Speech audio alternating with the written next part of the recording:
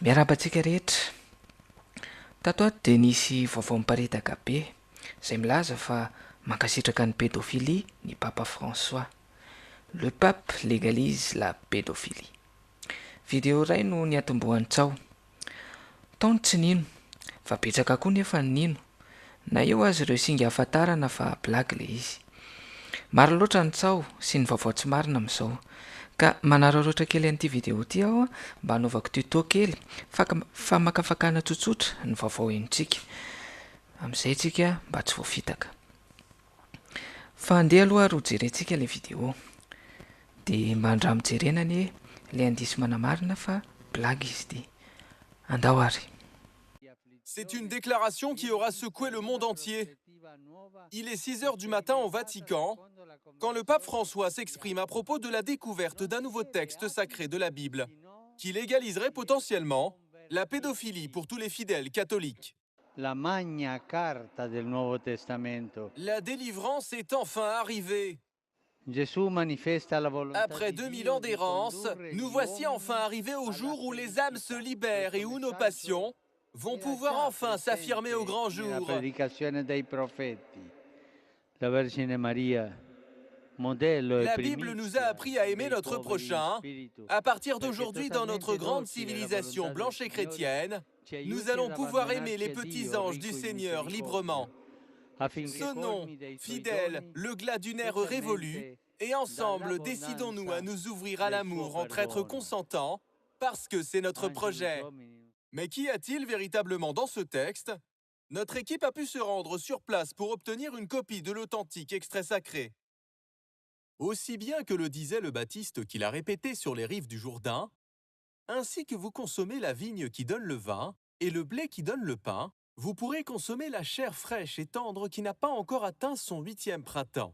Choquant pour certains, normal pour d'autres, ce texte ne tarde pas à bouleverser les mœurs et à changer à jamais nos modes de vie. À la suite de cette annonce, plusieurs applications de rencontres en ligne ont vu le jour. Adopteungosse.com ou Kinder par exemple, où l'on peut absolument tout personnaliser. Âge, sexe, jouets préférés et même bonbons favoris. Ces applications sont pour le moment un succès avec plus de 3 millions de visites par heure en moyenne. Le président de la République Emmanuel Macron a promis un texte de loi légalisant la pratique. En attendant, il a nommé Daniel Cohn-Bendit au ministère des Enfants jeunes et dynamiques. Il a également offert la grâce présidentielle à Marc Dutroux, qui a été immédiatement sollicité dès sa sortie de prison par Pôle emploi, qui lui propose un poste d'animateur en centre aéré. Par ailleurs, côté culture, c'est Booba qui publie un nouveau single sur le sujet, intitulé Mineur. C'est pas l'église qui me quitte, c'est moi je quitte l'église. J'ai péché déjà, j'ai mal prié, fait des dégâts. Marcus, Tristan, Charlotte, je vais vous casser le cul, pas vous marier. Me tire pas la main, ça va jaser. Le petit frère va déjà faire cœur serré.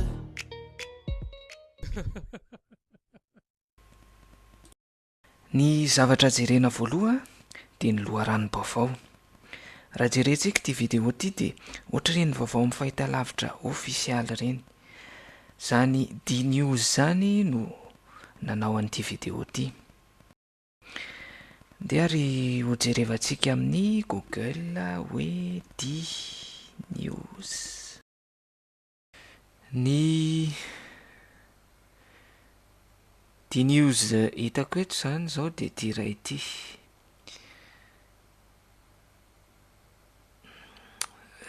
D-News Discovery News.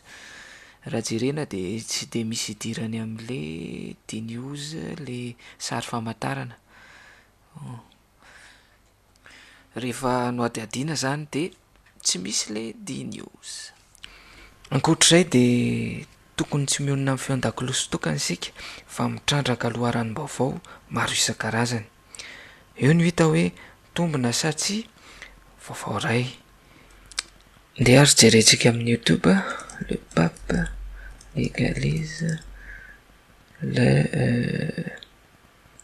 pédophilie. Bon, ny hitantsika voaloha eto zany dia le vidéo. Fa eto ambany indray mahitsika mais non, le pape François n'a pas légalisé la pédophilie. Humour, le plus gros fake de l'année, le pape François légalise. Voilà.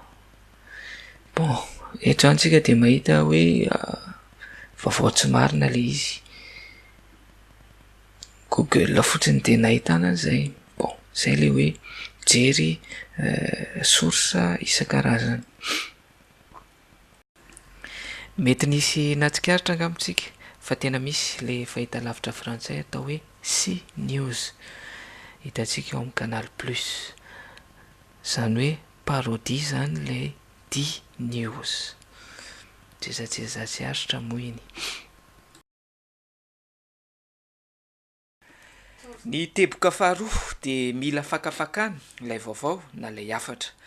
Maro no azo ambara momba ity vidéo ity. Ohatra hoe ilay toro-tenin'ny papa amin'ny teny italiana izay rehefa nodinihana dia tsy misy idirany mihitsy amin'ilay dikateny frantsay. Ny tsotra indrindra dia ilay vaovao an-tsoratra kely ery ambany ery ndeha ho jerentsika. Ilay fahitantsika matetika amin'ny fampahalalam-baovao amin'ny fahitalavitra. Ovakiko fotsiny le izy dia hitanareo fa tena tsy mitombona. Une femme a porté plainte dans un commissariat de police pour agression sexuelle par un hamster. Fafafaru, l'État islamique revendique l'assassinat de JFK. Plus d'un Français sur deux juge normal la relation entre un adulte et un enfant. Sondage sur un échantillon de 3 personnes.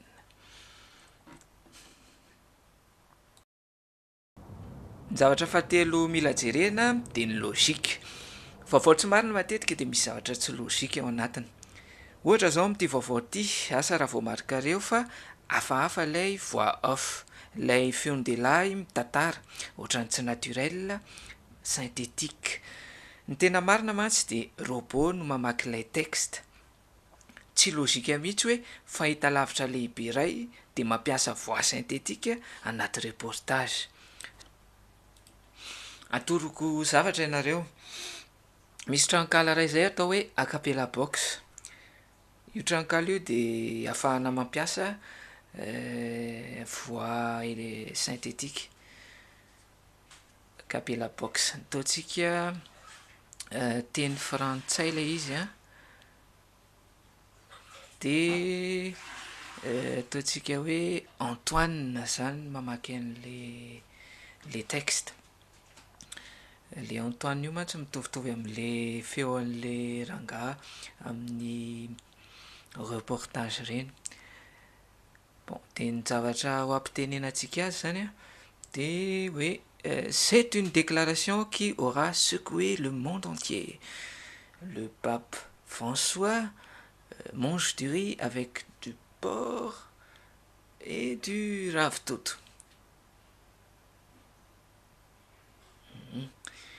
Viande de porc et du ravitoto. Bon. Alefatsika hoenotsika zany. Mbola misaritra kely les programmes. C'est une déclaration qui aura secoué le monde entier. Le pape François mange du riz avec de la viande de porc et du ravitoto. Zay no azo natolotra androany fa dia misaotra betsaka ny enoka hatramin'ny farany Tsy dio ny page Zarasoa na eto amin'ny Facebook na eto amin'ny YouTube.